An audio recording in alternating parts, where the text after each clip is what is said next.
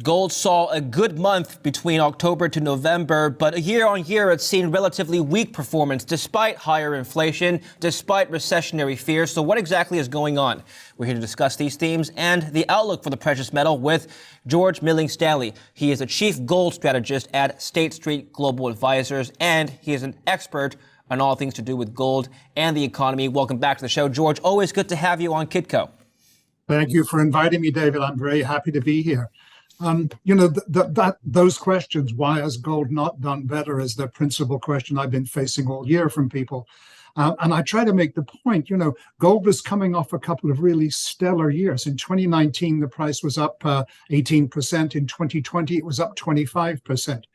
The long-term annual average price appreciation over the last 50 years for gold is somewhere around 7.75% a year. So gold had actually outperformed very, very strongly for a couple of years. So a slight pause for breath and maybe a slight pullback in 2021 and 2022, I think was only to be expected. And we're still somewhere above that long-term average.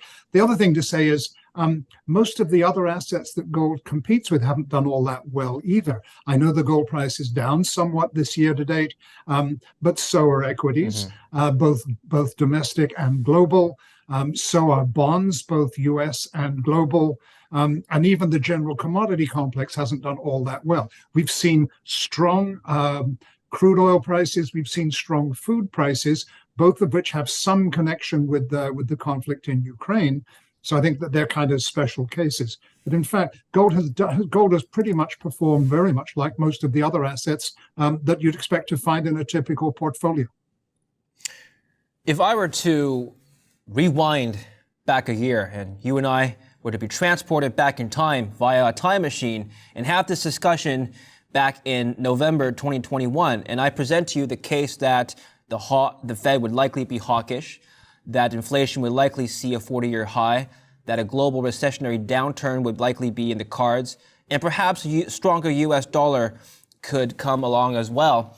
And I were to ask you the same question, which I'm about to ask you towards the end of this interview, where you would see gold, what would your answer have been a year ago? A year ago, I would have said that I would have expected that for most of the year, in the circumstances that we knew about in December, and you've mentioned a lot of things that have happened subsequent to that, but in the environment that we had for gold in December of last year, I would have expected gold to trade somewhere between $1,800 and $2,000 an ounce for most of the year. I would have seen a slight possibility of prices above $2,000 an ounce. We did see that for one day, I think, earlier this year. And I would have seen some possibility of a dip below that $1,800 level. I mean, again, we've spent some time there, but I think the average price for the year is going to be firmly within my base case range, somewhere between $1,800 and $2,000. So I don't think I was so badly off, even though a lot of things have come since last December to take us by surprise. What was the macro variable that you would say has surprised you the most this year? I'm afraid I can't give you one single answer to that, David, and I hate You can give us multiple variables if you can give us multiple if you like. I was not expecting inflation at a 40-year high. I was not expecting the US dollar at a 20-year high. And I was not expecting Russia to invade Ukraine. So all of those things, I think, took me by surprise as 2022 unfolded.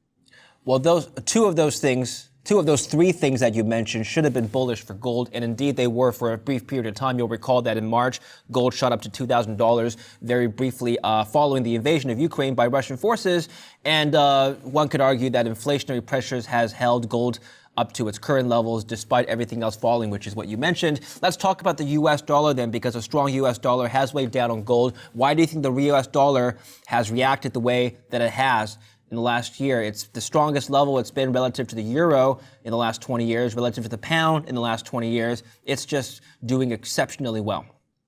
Yeah, I think there are really three reasons for the strength of the dollar. The first and the most obvious one is that the Fed has raised interest rates several times and by significant amounts in the course of 2022, and is clearly set to do more this year and on into 2023 as well, if we're reading the Fed's tea leaves correctly. So that's the first one, the increases in interest rates.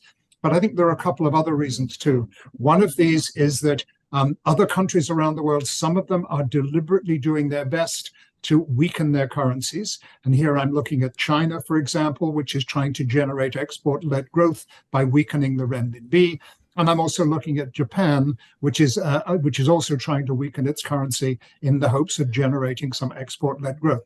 Okay. And then there are countries, and I'll mention my former home in the United Kingdom, where I think political ineptitude has been the reason for a very, very weak currency there. Okay. And I won't go into the details of the Truss administration that was so short-lived, didn't even outlive a lettuce. But I think that there have been serious problems in a couple of other countries that have meant depressed currencies. That has contributed, obviously, to the strength of the dollar.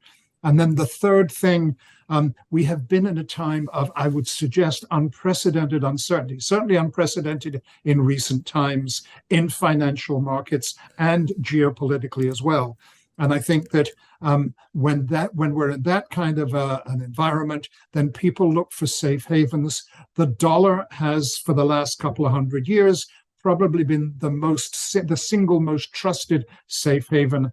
I believe that gold ranks number 2 as a safe haven behind the dollar in the minds of most investors.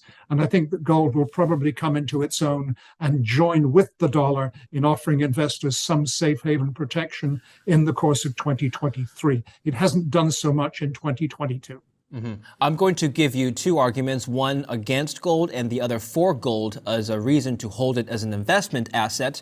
And I'd like you to address both, critique my statements if you feel the need to. The first against gold, which is that, like you mentioned, the dollar has been very strong this year, but particularly inflation has been strong this year. I would argue that gold is not an ideal inflation hedge in the medium term because when inflationary pressures tick up beyond expectations, like we've seen this year, the Fed will need to step in and respond with, I guess, a more hawkish tone than some would expect. And the short end of the curve would tick up, hence pushing up the dollar, hence pushing down gold. And so ironically, a higher inflation is actually bad for gold in some cases. Would you agree or disagree with that? To an extent, I would agree. What I would say is that we don't have an awful lot of recent experience with inflation, David. Mm-hmm. The last time I remember significant inflation in the United States was in the 60s and 70s. And in the 60s and 70s, I think it was blindingly clear to anybody with an eye to look that the authorities had no idea how to tackle inflation. We didn't have anything like the activist Fed that we have developed into under Bernanke and Yellen and now Jerome Powell. We didn't have the kind of forward guidance that Powell has been very, very good at giving to the markets in his tenure. And it is very clear this time around that the Fed has indicated that its mandate to reduce inflation to a long-term target of 2% is unconditional, and that it will do whatever it takes for as long as it takes to meet that target. It's a very, very different kind of inflation, a very different government response to inflation than we had back in the 1970s. I think that has tended to limit the upside for gold. In the sense that the Fed's made it very clear it's going to keep raising rates until it doesn't need to keep raising rates any longer. So I think that's one of the main reasons why the gold price did not respond to inflation at a 40-year high in the way that a lot of us would have liked and a lot of us would have expected. All right. The argument I would make for gold is that it's only weak, relatively speaking, denominated in US dollars. Relative to other currencies, it's still doing exceptionally well, near all-time highs. Would you respond to that with agreement or disagreement? No, you're absolutely correct. Now, of course, that the price at the gold price at an all-time high in other currencies, which is what the strength of the dollar and the weakness of other currencies means, has tended to limit consumer demand for gold over the last few years, the years of the pandemic. And that, I think, has had some downward pressure on prices. But, gold has been at very, very high levels in all of those weak currencies that I talked about. Yeah. I only mentioned China and Japan and the UK by name, but other currencies around the world are generally weak against the dollar and have been for a good deal of this year. So my sense is that that investment demand is doing very well. The demand for bars and coins all over the world has done exceptionally well. And we shouldn't leave the gold demand picture without mentioning central banks. Central banks have been a mainstay of gold demand for the last 12 years or so, generally accounting each year, year after year, for somewhere between 10 and 15% of total global gold demand. That's a very important component of the demand side. And central banks have stepped up their purchases this year to unprecedented levels. I think that's another important thing when we start to look at the future, David. Let's talk about that very briefly. The World Gold Council recorded that in the last quarter, central banks around the world bought, like you mentioned, an unprecedented amount in one quarter, 399 tons to be exact. Now, much of this came from mystery buyers. It's yet to be determined who these buyers exactly are. What is your speculation? Who bought the most gold last quarter? I wish I knew. I don't know the answer to that, but it's not unusual that sometimes it takes us time to figure out exactly who the buyers were. Not every country is as diligent in its reporting to the IMF. For International Financial Statistics, the monthly publication where most of us get most of our information from. Not everybody is as diligent about reporting in a timely fashion. Right. Some countries choose to keep some of their gold reserves not in their official reserves, but in the treasury or in some other bucket, so that it is not necessarily a part of their official reserves, which means they don't have to report on it to the IMF. And we've seen Japan has done that on occasion, China has done it, Saudi Arabia has done it. A lot of different countries have done that. So it's not unusual for there to be a time lag between significant purchases by central banks and us figuring out the exact identity of who those purchasers were. Perhaps I should ask the World Gold Council directly, but I'm wondering how that 399 tons was calculated if these buyers weren't directly known. I think the issue there is that the International Financial Statistics is not the only source of information that analysts have for figuring out who's actually buying and who might be selling. The research that's done on behalf of the World Gold Council by their suppliers of research, they may well have better indications as to who those countries are. Mm-hmm.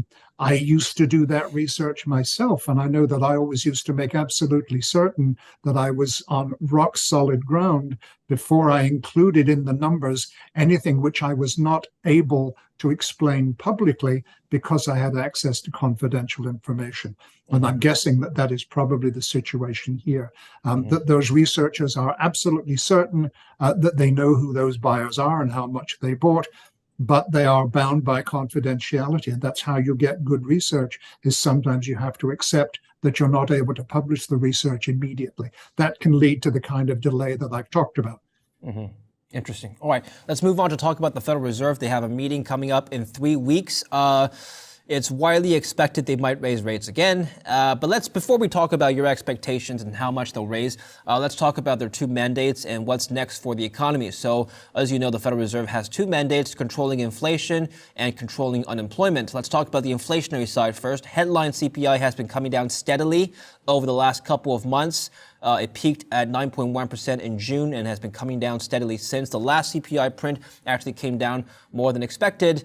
Do you think this trend will continue, that we'll see lower inflation time and time again over the next couple of months? I'm not sure that we can really call two consecutive prints that were lower than the previous print a trend, David. I think that I'd look for a lot larger sample than just a couple of months. And I think the Fed is trying to do that too. Rather than being responsive to the most recent CPI or PCE figure, they're doing their best to try to extrapolate from those numbers. Yes, the last couple of prints we saw were somewhat lower, but we previously had seen for 6 months or more, we'd seen a gradually rising trend. And I'm not sure that that trend has gone away yet. I'm particularly concerned about wage inflation. We did have goods inflation, which I think was the main reason for the uptick earlier in this year. We then moved on to inflation in services.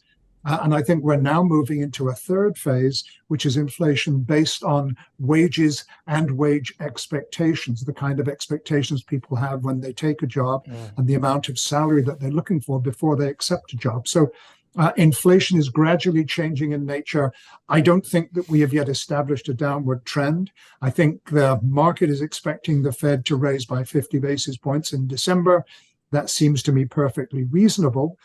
But we will have another inflation print before the Fed meets. And I think that that is going to be directional for what they actually decide to do. I see. So 3 or 4 makes a trend, but not 2. So we'll watch for the next print. Yeah. What is your expectation for inflation? Let's take an average inflation percentage for 2023, George. 2023. I don't think that the Fed is going to get back to its 2% target in 2023 in a sustained manner. I doubt if they will get it for even one print. My expectation is that inflation is likely to remain above the 5% level, at or above the 5% level through 2023. And that will probably mean the Fed will have to continue to raise rates a lot longer than the markets are currently expecting. And that will be a major disappointment for the financial markets. You know, a decline from 8 or 9% to 5, it's good news for most Americans or, anybody out there, actually. But for the average worker, he's probably wondering, or he or she is wondering, whether or not the wage growth will keep up with inflation. What's your take on that? Well, I think wage growth has just really started to do its best to keep up with inflation. And I think that's a trend, as I say, that I'm watching very carefully when I'm trying to think about what the level of inflation might be in 2023. Wage inflation has picked up recently, and I'm expecting that to continue. So I think that maybe the workers don't have quite so much to worry about as they might fear. But when I talk about the possible future of inflation in at least the next 12 months of 5% or above. If you think about it, even 12 months ago, that would have been an unthinkable number for those of us. The people who were desperately happy when CPI headline came in at 7.7% last month, I think should try to look at it from a little longer perspective, add a little context to it. That was still a frightening number compared to recent times. Well, that perfect segue, leads to my next question regarding the labor force. Now, the unemployment rate has still stayed relatively low by historical standards, but what's interesting to me, George, is that the labor force participation rate continues to fall. What's going on there? I'm not sure that I fully understand these numbers. They seem mutually contradictory. Yeah. What I would like to do, David, is let's look at these numbers over at least a 6-month span and preferably a 12-month span before we decide to draw conclusions. I'm always very wary of drawing conclusions from too small a sample. Well, generally speaking, how would you characterize the labor force or the labor market in the United States? Are we going to see substantial weakness? In other words, will unemployment rise substantially from current levels around 3%? Or do you think that more or less people will remain in their current jobs without being laid off, like we saw in 2008? We've already seen massive layoffs in the tech sector. Basically, my question is, what about the other sectors? Yeah, I'm afraid that those layoffs may well spread to other sectors if I'm right, and that inflation is going to remain high and that the Fed is going to be continuing to raise rates for further and for longer than anybody expects. Then I think that we will see a significant downturn in the economy. I'm not going to use the R word, recession. I'm not sure what's going to happen, but I think we're going to see a significant downturn. I think, I'm still seeing, when I look around where I live in New York, I'm still seeing we are hiring signs and just about everywhere. So it seems to me that there is a reasonable expectation among some employers that there's going to be a decent economy. Right. But that doesn't quite square with large corporations which are saying to the government, please stop raising interest rates. You are pushing us into recession. You are giving us major problems with our activities. So some things are contradictory here. We don't yet have clear signals. We don't yet have a clear message about what's going to happen with the labor market. But I'm afraid, as I say, that if the Fed remains on its current course, which I expect it to do, I expect it to be forced to do, then I think that that is going to have repercussions in terms of higher unemployment numbers at some point next year. Another facet to pay attention to is the housing market. The Dallas Fed published a report recently, and I'm just going to summarize the report in one of the paragraphs. I'll just read the summary here in this paragraph. Plausible estimates of the direct impact on housing wealth suggest that a pessimistic scenario with a real price correction of 15 to 20% could shave as much as 0.5 to 0.7 percentage points from real personal consumption expenditures. They are expecting, in a pessimistic scenario, housing prices to correct by 20%, and with it, personal consumption to fall. Makes sense. Has the Fed accounted for this? Look, I think with mortgage rates above 7%, and that is unprecedented in recent years. Mortgage rates above 7% mean that we are definitely going to see a slowdown in that housing market before long. Housing starts are still doing okay, but I think that is about to taper off, and I think that pessimistic scenario is probably going to be the one that plays out. Whether that reduces people's personal consumption expenditure directly, I'm guessing it probably will. I think that that your source for that report is probably right on the money here. I'm expecting this to happen pretty quickly. I don't think it's happened yet, but I'm expecting this to happen pretty quickly. George, some people have gone as far as to say, I know you don't like the R word, but I'm just going to, for the sake of this conversation, use it one more time. Some people have speculated that the Federal Reserve has purposely tried to engineer a recession in order to bring down inflation. Would this statement be a far-fetched piece of imagination, or would you agree with it? Doesn't make sense to me. I think that the Fed has taken the action that it takes to curb inflation, to fulfill that half of its mandate, which is its entire focus right now, by the way, is on that part of its mandate, the monetary stability portion. I think that the Fed is going to continue to raise rates. I think there's no question. But the suggestion that they are doing it deliberately to cause a recession, that doesn't make sense to me. They're doing it deliberately to try to cause some slowing in what they perceive as an overheated economy. The fact that it takes, months, if a significant number of months for Fed activity on Fed funds rate to filter through into the general interest rate market, into mortgages, for example, into corporate borrowing rates and so on.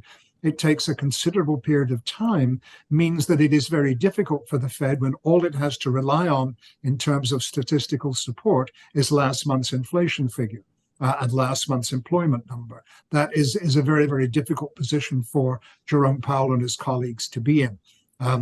But that's the position that they're in. I think that they will continue to raise rates. I think eventually they will probably precipitate recession in this country.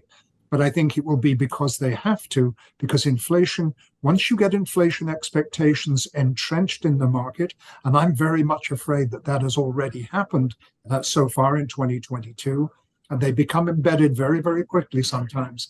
Once you get inflationary expectations entrenched, it's very difficult to actually cut them off. I'm not saying that poor Jerome Powell is going to have to go the same way as Paul Volcker and shift Fed funds up to 19.5%, but I think he's going to have to be a little higher than where he is right now. He's already said that he believes the market is underestimating where interest rates will peak. And when interest rates will peak, they're expecting it to be lower and sooner. He's suggesting it's going to be higher and further out. Okay. Well, that leads me to my last question about the Federal Reserve, which is your expectations for what they will do at the December meeting. Current expectations are for a 50 basis point hike. That is the overwhelming probability projected by the CME FedWatch tool. What is your expectation, George? I think that a lot will depend in terms of the Fed thinking. A lot will depend on the next inflation numbers, the next unemployment numbers. And I think we get both before the Fed actually meets.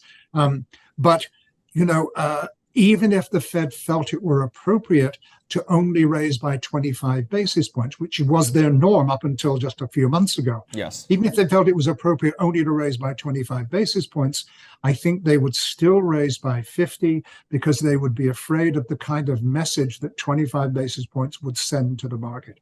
What message is that? I think the message would be that inflation has peaked, that the problems are over, we are not going to go into recession, and we are not going to raise rates enough to push the U.S. economy into recession. That sounds like a great message. I think it would be a great message. Yeah. But I think it would be I think it would be way too soon. It certainly isn't the way the Fed is thinking, and the Fed is doing its best to guide market sentiment in its judicious way to being accustomed to high inflation being persistent, interest rate increases going further than anybody expected and doing so for longer. So I think that they, even if they thought 25 bips was right, they wouldn't do it. They will probably stick at the 50. I think also on the other side that by raising by 75 basis points, that would be interpreted by the markets as people would be clutching their pearls saying things are much, much worse than we ever thought. And the Fed doesn't want to tell people that message either. So I think that 50 probably is my expectation. Okay, so I just want to make sure I'm not getting this wrong. So you're saying that even if they thought that 25 basis points would be appropriate, they would still raise by 50. Would you use the term over-tighten then to describe the current policy? No, I wouldn't, because I don't believe it's appropriate. I think that what they're doing is the right thing. I think that raising by 75 basis points 3 times in a row sent a very serious message to the markets. I'm not sure the markets have fully absorbed that message, which is why Mr. Powell has spent the time since the last meeting saying the markets are still not properly pricing in the activity that we are likely to be taking and that we are likely to be taking for longer than the markets expect. And the markets ought to be preparing for as long as it takes, we will keep raising rates. Okay, fair enough. Finally, what is your outlook for the gold price then, factoring in everything we discussed so far? I think that we will see a strengthening in investment demand because I'm expecting uncertainties not to diminish. I'm expecting uncertainties to increase. I've already described 2023 as a period of unprecedented uncertainty in recent times. I'm expecting that uncertainty probably to grow next year, and I think that will then mean that people are looking for safe havens outside of just the dollar as a safe haven. I think that gold will come back into its own as a safe haven. It already is in many countries in the world, and that's showing up in the big increases we've seen in the World Gold Council numbers on bar and coin demand. I'm expecting ETFs to be a beneficiary as people in North America and Western Europe, which is where most ETF demand is concentrated, as investors there become feeling that they need more safe havens than just the dollar. The dollar has had a long run as the sole safe haven of choice, and I think that gold will come back into its own as a companion to the dollar in the course of 2023. So I would expect prices to be higher, but probably not dramatically higher than where we are. The trading range that I suggested for 2022 was between $1,800 an ounce and $2,000 an ounce. I'd be inclined to bet that might well be on the cards for next year as well. But I want to see what the Fed does in its December meeting. I want to see the next inflation numbers. And before I make a serious prediction, I would love to see full year supply demand figures from the World Gold Council. We won't get those until January. Would you say that investment demand is a primary driver of the price of gold?